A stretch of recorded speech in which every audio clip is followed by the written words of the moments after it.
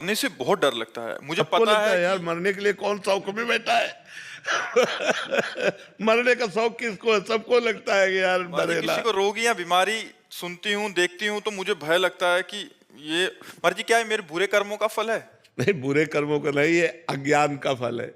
अज्ञान जो है ना, वो डर देता है। जैसे देखो, हमारी दोनों किडनी फेल हैं, डायलिसिस होता है, कभी भी मृत्यु हो सकती है, लेकिन हम हंस रहे हैं, हमें कोई भय नहीं, कोई दुख नहीं, क्योंकि हमने अपने चित्त को भगवान से जोड़ा है। मुझे पता है कि मेरा शरीर छूटेगा, मेरा प्रीतम जो श्यामा श्याम है, मैं उनके पास जाऊंगा।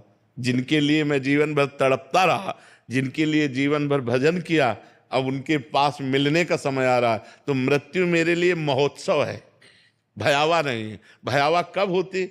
जब मेरा परिवार होता और उनमें मेरी प्रबल आसक्ति होती, मकान में, बैंक बैलेंस में, तब होता कि मरने से सब छूट जाएगा, तो भय लगता।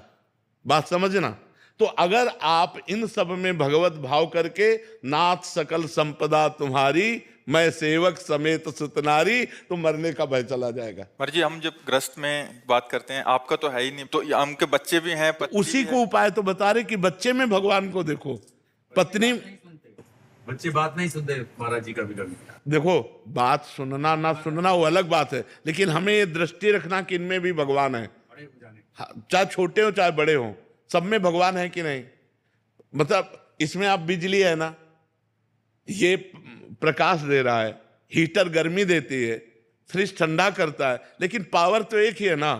तो अच्छा आचरण वाला या बुरा आचरण वाला, ये उस करण का प्रभाव है, लेकिन उसमें जो पावर है वो परमात्मा एक ही है। बस उस परमात्मा को सर्वत्र देखने वाला मुक्त हो जाता है।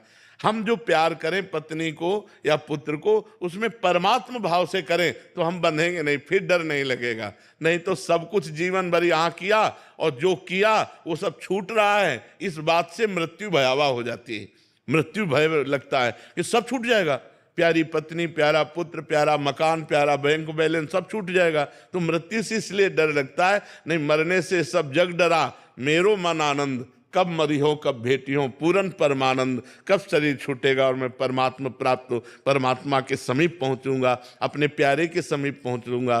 तो मरने का डर तभी मिटेगा जब भजन करोगे, खूब नाम जप करो और सब में भगवत भाव करो, सबकी सेवा करो, तो मृत्यु का भय धीरे धीरे कम हो जाएगा। जैसे जैसे ज्ञान आएगा वैसे वैसे मृत्यु का भय नष्ट हो जाएगा। आनंद सिंह जी। जी। राधे राधे महाराज जी, आपके चरणों में कोटि कोटि प्रणाम। महाराज जी मेरा प्रश्न है कि ग्रस्त से जुड़े व्यक्ति के लिए भक्ति योग का मार्ग या फिर कर्म योग का मार्ग, दोनों में से क्या मार्ग महाराज जी? कर्म योग भक्ति परायणता से युक्त हो, ऐसा मार्ग चयन करना चाहिए। जैसे हम किसी के पति हैं, किसी के पुत्र हैं, किसी के भाई हैं, एक परिवार में हमारे बहुत से धर्म हैं जिन कर्तव्य कर्मों का निर्वाह करना है। फिर हम समाज में, हमारा एक व्यक्तित्व है, हम किसान हैं, व्यापारी हैं, नौकरी पेशा वाले हैं, या कोई अधिकारी हैं, या कोई नेता है, हमारा एक समाज में व्यक्तित्व है समाज सेवा का।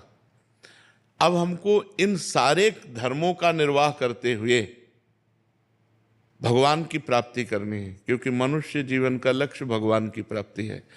तो अब हमारा कर्म योग जो विस्तार को प्राप्त हो रहा है, योग तभी होगा जब भगवान से चित्त जुड़ा होगा, नहीं केवल कर्म होगा, योग नहीं बनेगा। योग कहते हैं तेषाम, भगवान के वचनों से, तेषाम सतत युक्ता नाम भजताम प्रीतिपूर्वकम ददामि बुद्धि योगम तम येन माम उपयांति ते।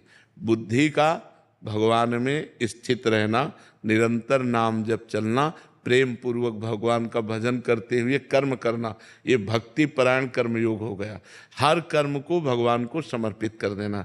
जैसे माँ में भगवान को देखा, पिता में भगवान को देखा, पूज्य जनों में भगवान को देखा, उनकी सेवा की और उस सेवा कर्म को भगवान में समर्पित कर दिया, अब ये कर्म योग बन गया। अब ये भाव से किया गया कि भगवान मेरे माँ रूप में, मेरे पिता रूप में, मेरे परिवार रूप में, मेरे समाज रूप में, विश्व रूप में। हम उसको एक से शुरू करते हैं और अनेक तक ले जाते हैं, और अनेक को एक में स्थित करके मुक्त हो जाते हैं। एक से शुरू करते हैं, माँ पिता भगवान गुरु, जहाँ भी गुरु साक्षात परब्रह्म, अब उसको अनेक में ले जाना है हमको। अखंड मंडलाकारम व्याप्तम येन चराचरम, तत्पदम दर्शितमेन तस्मै श्री गुरुवे नमः।